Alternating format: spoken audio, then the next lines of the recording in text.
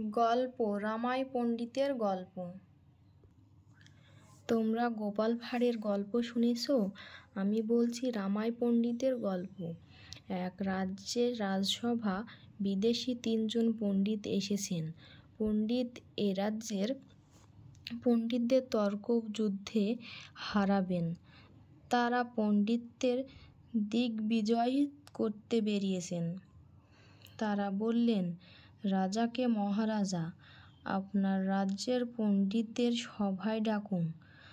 আমরা 3 জন 3টি প্রশ্ন করব। যদি তার জবাব দিতে পারেন তাদের জিত আর আমাদের হার।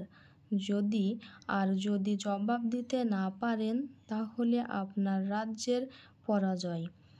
রাজা ডাকলেন রাজ্যের যত পণ্ডিতকে। বিরাট সভা, লোকারণ্য। বিদেশি 3 পণ্ডিত 3টি প্রশ্ন করবে। রাজ্যের কোনো পণ্ডিত তাদের কোনো প্রশ্নের জবাব দিতে পারলেন না।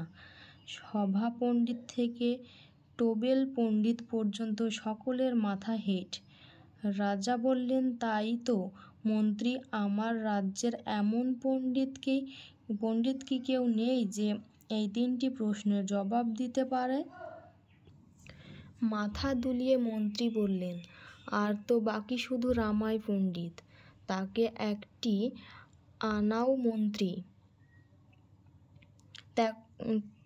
এখনই আনাও মন্ত্রী। যে আজ্ঞে। মন্ত্রী নিজে গেলেন রামাই পণ্ডিতকে আনতে। রাজার সভায় ডাক, পণ্ডিতের তর্ক। রামাই এলো পায়ে হেঁটে নয়, বাড়ির সামনে ধোপাদের গাধা 4 ছিল, সেই গাধার পিঠে চড়ে। সভায় এসে রামাই বললেন, আমাকে আহ্বান করেছেন মহারাজা? রাজা বললেন, হ্যাঁ, এই 3 জন বিদেশি পণ্ডিত একটি প্রশ্ন করছে। তার রাজ্যের কোনো পণ্ডিত জবাব দিতে পারেন নাই, তাই তোমাকে ডেকেছি। তুমি এদের প্রশ্নের জবাব দিতে রাজ্যের মান রাখো।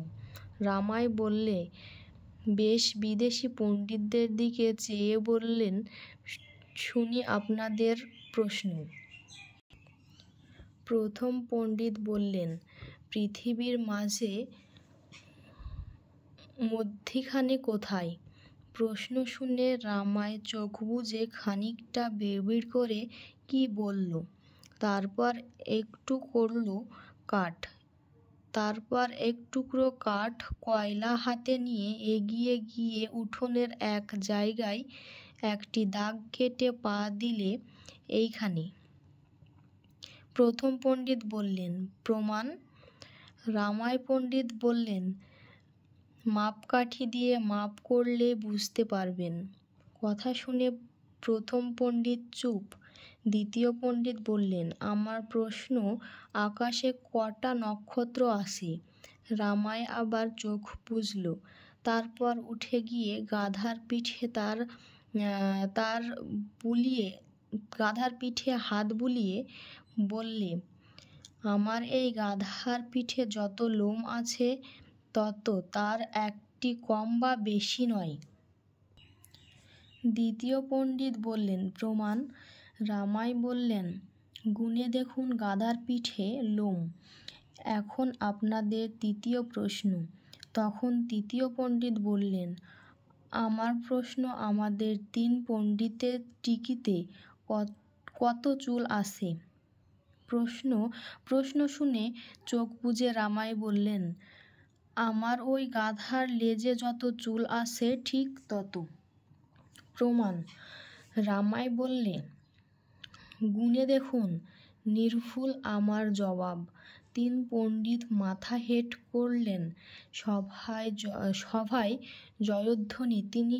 3 পণ্ডিত তখন পুঁথি আর তল্পি গুটিয়ে নিয়ে বিদায়।